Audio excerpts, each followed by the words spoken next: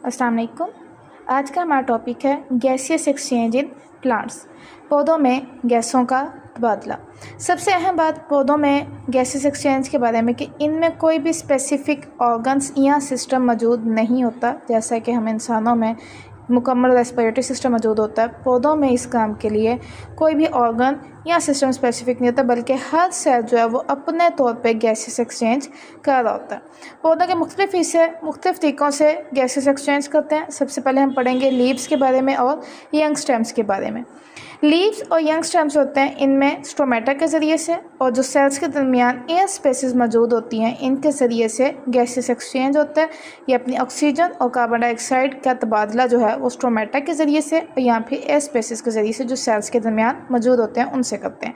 मैं इस तरीके से ये डायग्राम दिखाई गई है, ये स्टोमेटा मौजूद है, यहाँ से गैसेस एक्सचेंज होता है, गैसेस अंदर भी जाती हैं बाहर भी निकलती हैं। इसी तरीके से ये सेल्स के दरमियान जो एयर स्पेसेस मौजूद होती हैं, यहाँ से भी जो है वो गैसेस एक्सचेंज होती है। अब लीव्स में जो है वो दो किस्म की सिचुएशंस हो रही होती हैं। डे टाइम में डिफरेंट सिचुएशन होती है और नाइट टाइम में डिफरेंट सिचुएशन होती है। दिन के टाइम में फोटोसिंथेसिस और रेस्पिरेशन दोनों काम हो रहे होते हैं। फोटोसिंथेसिस में पौधे कार्बन डाइऑक्साइड इस्तेमाल करते हैं और ऑक्सीजन जो है वो बाई प्रोडक्ट के तौर पे उनके पास बनती है। ये ऑक्सीजन जो बाई प्रोडक्ट के तौर पे फोटोसिंथेसिस के नतीजे में बनती है, ये रेस्पिरेशन में यूज़ हो जाती है और रेस्पिरेशन में जो बाई प्रोडक्ट कार्बन डाइऑक्साइड बनती है वो फोटोसिंथेसिस में इस्तेमाल हो जाती है। इस तरीके से दोनों गैसेस जो होती हैं वो पौधे में दिन के टाइम इस्तेमाल भी हो रही होती हैं और बन भी रही होती हैं।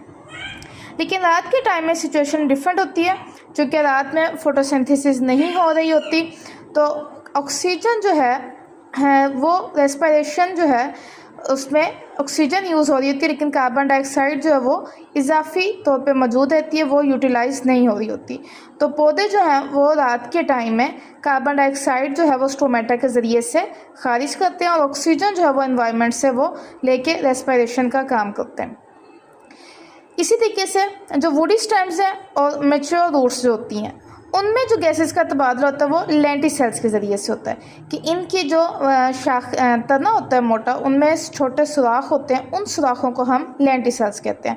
पत्तों में जो सुराख होते हैं उनको हम स्टोमेटा कहते हैं और जो वुडी स्टेम्स में सुराख होते हैं उनको हम लेंटिसेल्स कहते हैं। वो लेंटिसेल्स के ज़रिए से जो है वो गैसेस का तबादला करते हैं। जैसे कि आपकी बुक में ये दिखाया गया, यहाँ पे ये बार के इसमें जो छोटे सुराख मौजूद होते हैं इनको हम क्या कहते हैं, लेंटिसेल्स कहते हैं। इसी तरीके से जो यंग रूट्स हैं उनमें जो गैसेस का तबादला होता है वो डिफ्यूजन के ज़रिए से होता है और जो पौधे पानी में मौजूद